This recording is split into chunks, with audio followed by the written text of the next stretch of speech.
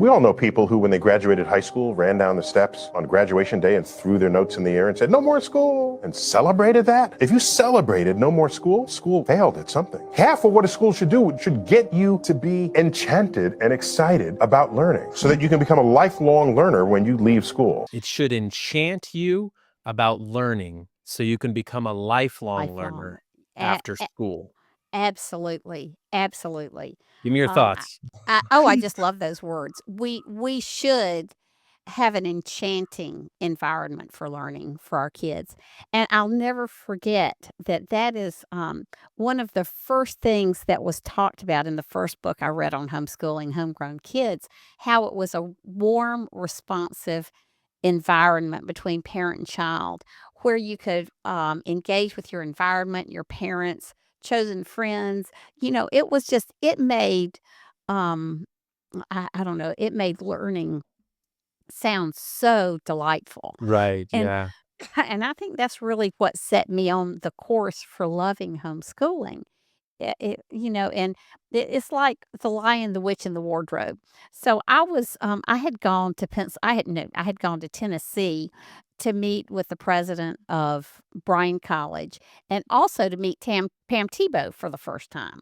And so I had stayed at this bed and breakfast, and they said, "Oh, just go up in the Narnia suite." One of the Narnia movies had just come out. And so they had a wardrobe in there, and I opened the wardrobe to put my clothes in it. And all of a sudden, I realized there was no back to this wardrobe. And I was looking at this scene with all these animals, the beavers, and a fawn drawn on it. Well, they had created, and they didn't give me any warning. They had created this Narnia moment where you open the wardrobe, there's no back, and you step into this other world when you enter that room, this wardrobe. And so for a minute, it was like being a child again. And that's what we want for our kids. We want them to have that wonder, that experience of wonder and learning so that they love learning. I think there is something beautiful. I think there's something good, and correct me if I'm wrong, about recognizing, in his case, he's talking about high school, recognizing accomplishing a certain amount of credits or hours or tackling certain things, and you reached enough in high school to be credits, right? That you do celebrate that. It's like you're Right. That's honoring, right. and That's I right. think that's a good thing. But I think if literally it was just like, okay, go here, learn this, regurgitate on test. Go here, learn this, regurgitate on test. And by the way, I'm not going to tell you how to think, or I'm sorry, I'm not going to teach you to think. I'm going to tell you what to think. And so, my God, of course you're exhausted.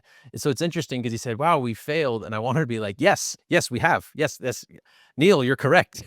Like, because then I remember reading this quote. It was a meme, and it said, "Hey, remember when we all went to high school and we thought we thought it was the wildest thing ever, and the day after graduation, we all kind of collectively were like, so what was that?" Because like, when you're just told to be in the same place, and one day you're like, "Hey, you graduated. See you, Zan." It's like, W- what You were we, know, what was I doing?